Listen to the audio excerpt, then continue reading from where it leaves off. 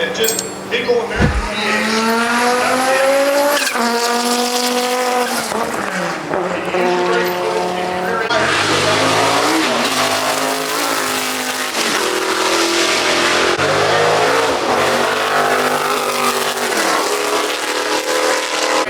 plus some good buddies of mine were driving it, guys like Johnny O'Connell and Steve Miller, good guys. This car was himself, but he decided he was going to have a car. I thought it was absolutely what he was, American through and through.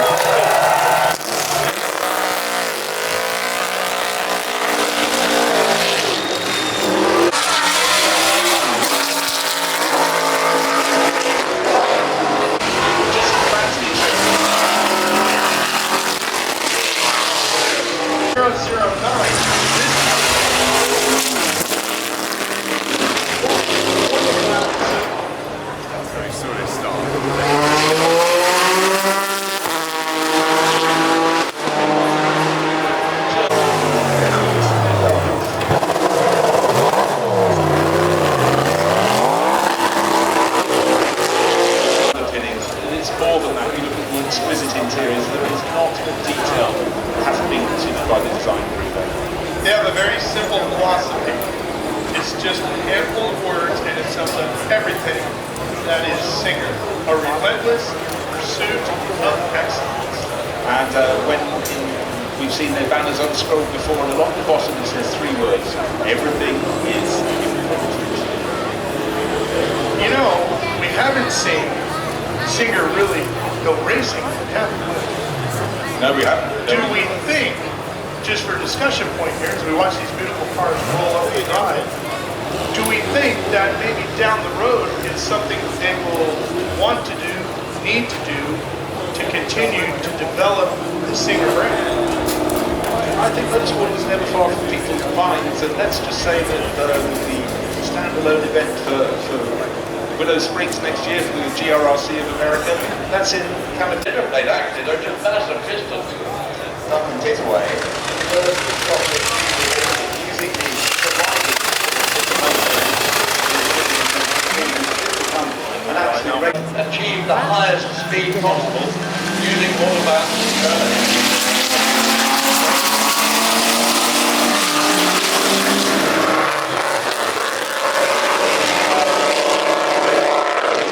Green coming from the edge, and that's it. There it is. And it looks like it's rolled into hand. and the Ferrari that's heading up the hill now. So got such a mix of the rivalry machines here, and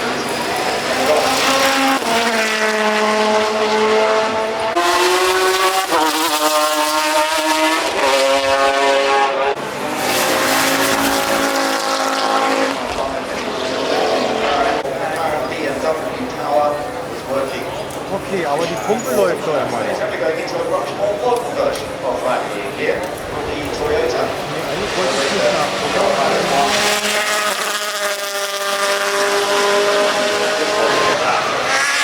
Ist schon einer?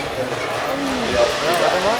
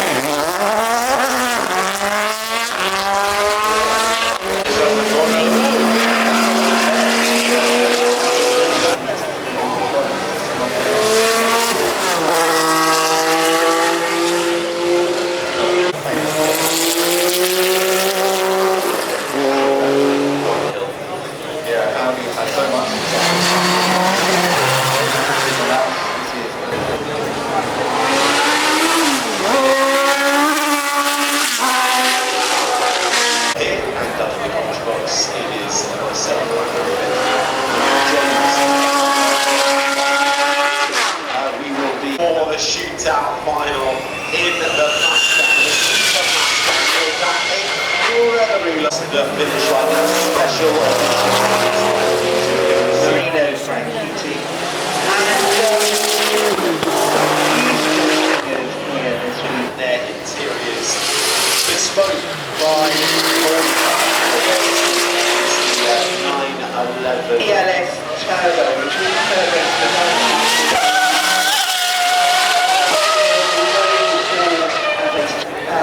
linen-coloured interior, top speed up to 57 miles an hour with the roof. Hybrid powertrain, combined output of 915 horsepower, 0 to here at this weekend's Festival of Speed. And now, like any exterior shape, the interior is up for grabs as well, and all powered by a legal hypercar by Litchfield to develop a whopping 700 brake horsepower with the 296 making its way up the hill. The top version of Ferrari. It is the most powerful rear-wheel drive Ferrari ever made. To the 12 cylindry now as the tail kicks out once again. I love that deep. Yes, and this is the road legal version. Talking about most exclusive client activities within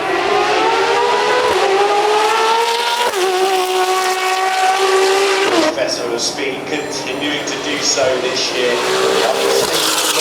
The Ferrari F, the F50, the Enzo, and the LaFerrari here, the F80. Yeah, that sports exhaust is really allowing us to hear that 3-litre with track.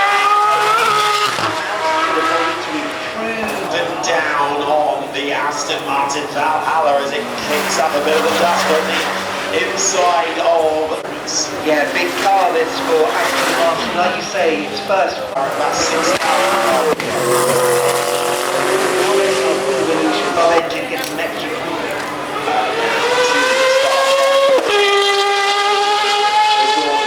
The Nicky Lauda tribute livery weighs less than 9.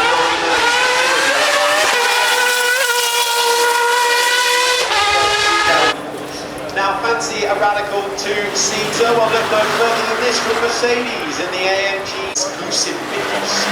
Everyone inspired halo range. McLaren have announced this weekend that this, unfortunately, this is not good for 21 miles of pure electric range, and combined it's got a lot inspired by Lanzanti's 1995 Le Mans win, using that McLaren-derived 4-litre twin-turbo. NFA concept has been driven in public. It was revealed last December, and it had that wonderful V10 engine that lets us pushing the LFA concept into the future. A serious halo hardware GRC alongside GR, really doing it.